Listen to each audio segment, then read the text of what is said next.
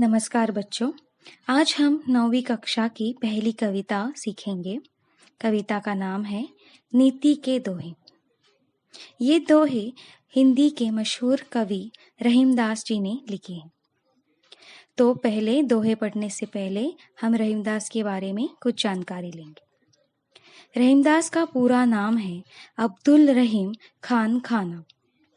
उनका जन्म 17 दिसंबर 1556 ईस्वी में हुआ था। उनकी मृत्यु 1 अक्टूबर 1627 ईस्वी में हुई थी। वे अरबी, फारसी, तुर्की और संस्कृत भाषाओं के विद्वान थे। वे उन पर भारतीय संस्कृति और सभ्यता की गहरी छाप थी। उनकी कुछ मुख्य रचनाएं ऐसी हैं: रहीम रत्नावली, रहीम विलास, रहीमन विनोद, रहीम कवितावली, रहीमन चंद्रिका, रहीमन शतक। अब हम दोहों की ओर बढ़ेंगे। सबसे पहले मैं पूरे आठों के 8 दोहे पढ़कर सुनाऊंगी, आप ध्यान देना। रहीमन वे नर मर चुके जे कहूँ मांगन जाए, उनसे पहले वे मुए जिन मुख निकसत नाहि। बस कुसंग चाहत कुशल यह रहीम जिए सोस, महिमा घटी समुद्र की रावण बसियो परोस।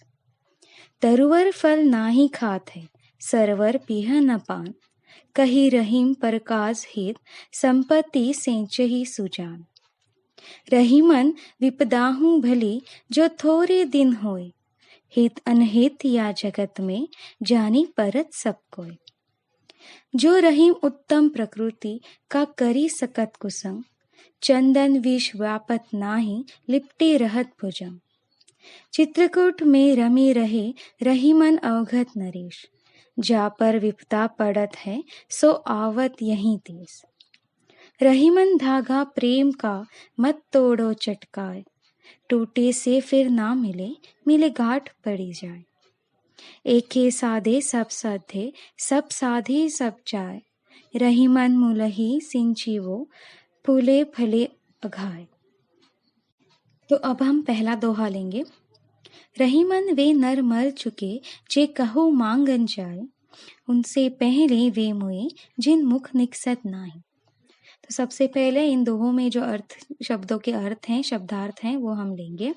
तो नर यानी मनुष्य, मर यानी मरना या फिर मर जाना, कहू यानी कहना, मांगन यानी मांगना, जाही यानी जाना, उनते यानी उनसे, मुए यानी मृत्यु मरा हुआ, निकसद यानी निकले। तो अब इस दोहों का अर्थ ये है कि जो मनुष्य किसी के सामने हाथ फैलाने जाते हैं वे मृतक के समान होते हैं। यानी समाज में उन मनुष्य का कोई आदर नहीं होता जो अब दूसरों से मांग कर अपनी जिंदगी गुजारे। वही उन्हीं मनुष्य का आदर मिलता है जो अपने बलबूते पर कमाई चीजों से अपनी जिंदगी गुजारे, वो किसी पर भी अवलंबित नहीं होते हैं। जो मनुष्य किसी के सामने हाथ फैलाने जाते हैं, दूसरों से मांग मांग कर जिंदगी गुजारते हैं, वे मरे हुए के समान होते हैं। और इससे भी तुच्छ मनुष्य वो होते हैं जो मांगने वाले को देने से इनकार करता है, वे पहले से ही मरे होते हैं। यानी जो इंसान किसी को मांगकर भी देने से इनकार कर देता है, वह मनुष्य पहले से ही मरा हुआ है। यानी उसमें कोई इंसानियत बाकी नहीं है, उसमें कोई मदद करने वाली भावना नहीं होती है, इसीलिए वो इंसान नहीं कहला सकता। तो इन दोहों से हमें ये बोध मिलता है, ये हम सीखते हैं कि हमें आत्मनिर्भर होना चाहिए। आत्मनिर्भर यानी इंडिपेंडेंट, हमें किसी पर भी अवलंबित रहकर अपनी जिंदगी नहीं गुजारनी चाहिए। दूसरा है कि जरूरतमंदों की हमेशा हमें मदद करनी चाहिए। अगर हम दूसरों की मदद करेंगे तभी हमारे अंदर जो इंसान है उसकी कद्र होगी और हम अपनी जिंदगी जो है वो खुशी खुशी बिता सकते हैं। तो अब हम दूसरा दोहा लेंगे। बस कुसंग चाहत कुशल यह रहीम जिए सोस, महिमा घटी समुद्र की रावण बसियो परोस। शब्दार्थ: कुसंग यानी बुरी संगत, कुशल यानी मंगल या शुभ, सोस यानी संदेश, महिमा यानी महत्व, बसियो यानी रहना, परोस यानी पड़ोसी। अर्थ, बुरे लोगों के साथ रहने पर अच्छाई की कामना नहीं करनी चाहिए। उदाहरण, अगर आप ऐसे मित्र बनाते हो जो हमेशा बुरा काम करते हैं तो लोग आपको भी बुरा समझते हैं। आपकी अच्छाई, आपके अच्छे गुण उनके बुराई के सामने नहीं टिक पाते और लोग आपको भी बुरा समझते हैं। आपको कोई अच्छाई का आनंद नहीं मिलता, यानी आपके अंदर जो अच्छाई के गुण हैं वो लोगों को नहीं दिखते और इसीलिए आपको सिर्फ बुराई का सामना ही करना पड़ता है। तो आपको वह चाह भी नहीं रख सकते कि आपको लोग अच्छा कहें, क्योंकि आपकी संगत ही बुरी होती है। इसका उदाहरण देते हुए हमें कवि ने रावण का उदाहरण दिया है कि समुद्र के पड़ोस में रावण के रहने पर समुद्र की महत्ता भी घट गई थी। इतना बड़ा समुद्र जो आसानी से पार नहीं किया जा सकता, वह समुद्र राम अपनी अच्छाई से पार कर लेता है और जिसकी वजह से इस समुद्र की महत्ता भी कम हो गई है। जिस वक्त रावण ने सीता का हरण किया था और राम ने आसानी से इतना बड़ा समुद्र जो है श्रीलंका और भारत के जो बीच में समुद्र है वो भी राम ने आसानी से पार किया था। तो इतने बड़े समुद्र की महत्ता यानी महत्व, इम्पोर्टेंस जो है वो कहीं ना कहीं घट गई थी। और इसीलिए इससे हमें क्या बोध मिलता है इन दोनों दोहों से, कि हमें बुरे लोगों से हमेशा दूर रहना चाहिए। हमें एक दूरी बनाकर सिर्फ अच्छे लोग जो है उनके साथ ही मिलकर उनके साथ ही मित्रता करनी चाहिए, नहीं तो हमारे अंदर जो अच्छे गुण हैं वो भी कहीं ना कहीं छिप जा सकते हैं। तीसरा दोहा, तरुवर फल नाही खात है, सरवर पीह न पान, कही रहीम पर काज हित, संपत्ति संचही सुजान।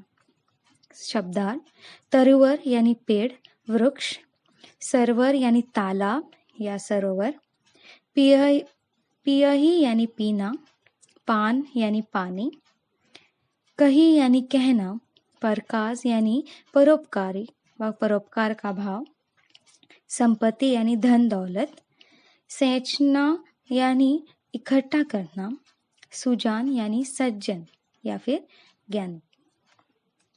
अर्थ, हम मनुष्य प्रकृति से बहुत कुछ सीख सकते हैं। प्रकृति यानी नेचर। जैसे फूल अपनी सुगंध बिना कोई स्वार्थ सबको देता है, वृक्ष अपने फल खुद नहीं खाता है, तालाब अपना पानी दूसरों को देता है। उसी तरह मनुष्य को भी स्वार्थ रहित रहकर काम करना होगा। यानी प्रकृति से हम इतना बहुत कुछ सीख सकते हैं। जैसे निस्वार्थ होके वो दूसरों को दान देते हैं, फूल देते हैं, फल देते हैं, तालाब अपना पानी दूसरों को देता है, तो वो दान की जो भावना होती है वो हम प्रकृति से सीख सकते हैं। और जो मनुष्य स्वार्थ रहित रहकर दूसरों के लिए काम करता है, उनकी मदद करता है, वही मनुष्य सज्जन और अच्छा होता है। और जो मनुष्य पेड़ या फिर प्रकृति के समान दूसरों को दान देता है, दूसरों को मदद करता है, उसमें वो इंसानियत होती है और इसीलिए वही इंसान मनुष्य सज्जन और अच्छा होता है। तो इस दोहे से हमें क्या बोध मिलता है कि हमें स्वार्थ रहित होकर दूसरों की मदद करनी चाहिए, यानी दूसरों को हमेशा दान देना चाहिए। जब चौथा दोहा, रही मन विपदा भली जो थोड़े दिन होए, हित अनहित या जगत में जानी परत सबको। शब्दार्थ, विपदा यानी संकट, थोड़े यानी थोड़े, दिन यानी दिवस, हो यानी होना, हित यानी अच्छा, अनहित यानी बुरा, जगत यानी संसार या विश्व, परत यानी परखना। अर्थ, कुछ दिन रहने वाला संकट अच्छा होता है, क्योंकि इसी समय यह पता चलता है कि दुनिया में कौन हमारा हित या अनहित सोचता है। बुरा वक्त हमें अपने और परायों की पहचान करवाता है। जिंदगी में अगर संकट आए तो अच्छा होता है, क्योंकि यही वक्त हमें इंसान की परख करना सिखाता है। जो इंसान संकट में हमारे साथ होता है वही हमारा अपना है। वही हमारा हित चाहता है। और जो अपना होने का दावा करता है वही इंसान कभी कभी संकट में हमारा साथ छोड़ जाता है, वह हमारा अनहित सोचता है। तो इस दोहे से हमें क्या सीख मिलती है, क्या बोध होता है कि हमारा हित यानी हमारा अच्छा सोचने वाले लोग संकट में हमेशा हमारा साथ देते हैं। और हमें संकट में कभी भी डरना नहीं चाहिए, हमेशा संकट को मुंह तोड़ जवाब देना चाहिए। उदाहरण के लिए आज की स्थिति हम दे सकते हैं, कोरोना जैसे संकट से हमको डरना नहीं चाहिए, बल्कि सावधानियां बरत कर ही हमें उसका मुंह तोड़ जवाब देना चाहिए। 5वां दोहा, जो रहीम उत्तम प्रकृति का करी सकत कुसंग, चंदन विष व्यापत नाही, लिपटे रहत भुजंग। शब्दार्थ, उत्तम यानी अच्छा, श्रेष्ठ, प्रकृति यानी स्वभाव, कुसंग यानी बुरा, विष यानी जहर, व्यापत यानी विस्तार या फैलाव, भुजंग यानी सांप। अर्थ, अच्छे चरित्र और स्वभाव वालों पर बुरे लोगों के साथ का कोई असर नहीं होता है। अच्छे स्वभाव के मनुष्य अगर बुरे लोगों के साथ रहे तो भी उनका स्वभाव नहीं बदलता, क्योंकि उनका मूल यानी रूट्स ही अच्छा होता है। ये कहकर उदाहरण हमें कवि देते हैं, वो है चंदन का पेड़ और सांप का। जैसे चंदन के पेड़ पर अगर जहरीला सांप लिपट जाए तो चंदन का पेड़ जहरीला नहीं बनेगा, उसका अपना स्वभाव नहीं बदलेगा। मनुष्य का चरित्र अगर अच्छा है तो वह बदलता नहीं है, क्योंकि अगर वो बुरे लोगों के साथ रह भी जाए तो कहीं ना कहीं उसकी अच्छाई जो है वो उसको उसके मन को वो आवाज देती है और उस बुराई से उसे बाहर खींच लाती है। जैसे चंदन के पेड़ को सांप के जहर से कोई फर्क नहीं पड़ता, उसी तरह से एक अच्छे इंसान के चरित्र को, उसके स्वभाव को बुरे लोगों का कोई असर नहीं होता है। तो इस दोहे से हमें क्या बोध मिलता है कि मनुष्य का जो मूल स्वभाव है वो नहीं बदलता है। अगर वो इंसान अच्छा है तो वो अच्छा ही रहेगा, और अगर उस इंसान में बुराई आ भी जाए तो कहीं ना कहीं उसकी अच्छाई उस बुराई को मिटा देती है। 6वां दोहा, चित्रकूट में रमी रही, रहीमन अवध नरेश, जा पर विपदा पड़त है, वो आवत यहीं देश। शब्दार्थ, चित्रकूट यानी वो जंगल जहां राम ने वनवास बिताया था। रमी यानी रमना, खुश रहना। अवध नरेश यानी भगवान राम। आवत यानी आना, यही यानी यहाँ। अर्थ, इस दोहे में भगवान राम के 14 वर्षों के वनवास के बारे में बताया है। वह चित्रकूट जैसे घने जंगल में रहने के लिए बाध्य हुए थे। बाध्य होना यानी ही वॉज फोर्स्ड टू। अगर राम जी विपदा में नहीं होते, विपदा यानी संकट में पे नहीं होते, तो चित्रकूट जैसे घने जंगल में रहने नहीं जाते। हमारे ऊपर जो परिस्थिति आती है उसका सामना हमें खुशी खुशी करना चाहिए, क्योंकि कोई भी अपने आप दुख की दरिया में पैर रखना नहीं चाहता है। परिस्थिति उस पर यह वक्त लाती है। जैसे राम ने वनवास भी खुशी से स्वीकार किया था, नहीं तो इतने बड़े राजा को वन में रहने की जरूरत नहीं पड़ती। अगर आप आज की स्थिति ले तो कोरोना जैसे संकट की स्थिति में भी हमें इस संकट को भी हंसकर हराना है। तो इस दोहे से हमें क्या बोध मिलता है कि मनुष्य को परिस्थिति के अनुसार, परिस्थिति यानी सिचुएशन के अनुसार ढलना पड़ता है यानी जो भी हमारे ऊपर परिस्थिति आती है, अगर वो संकट हो या फिर खुशी की परिस्थिति हो, तो हमें उस परिस्थिति के अनुसार अपने आप को ढलना चाहिए, यानी we have to adjust ourselves. 7वां दोहा, रहीमन धागा प्रेम का, मत तोड़ो चटकाए, टूटे से फिर ना मिले, मिले गांठ परी जाए। शब्दार्थ, धागा यानी डोर, चटका यानी तुरंत या झटपट, परी यानी पड़ना। अर्थ, रहीम के इन दोहों में रहीम जी ने हमें प्रेम की नाजुकता के बारे में बताया है। उनके अनुसार प्रेम का बंधन किसी नाजुक धागे की तरह होता है और इसे बहुत संभाल कर रखना चाहिए। हम बलपूर्वक किसी को प्रेम के बंधन में नहीं बांध सकते। ज्यादा खिंचाव आने पर प्रेम रूपी धागा चटक कर टूट सकता है। प्रेम रूपी धागे यानी टूटे रिश्ते को फिर से जोड़ना बेहद मुश्किल होता है।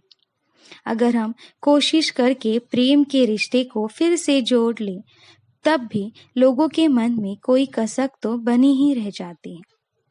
दूसरे शब्दों में, अगर एक बार किसी के मन में आपके प्रति प्यार की भावना मर गई, तो वह आपको दोबारा पहले जैसा प्यार नहीं कर सकता। कुछ ना कुछ कमी तो रह ही जाती है। तो इस दोहे से हमें क्या सीख मिलती है, क्या बोध मिलता है कि प्रेम के रिश्तों को हमें हमेशा संभाल कर रखना चाहिए। 8वां दोहा।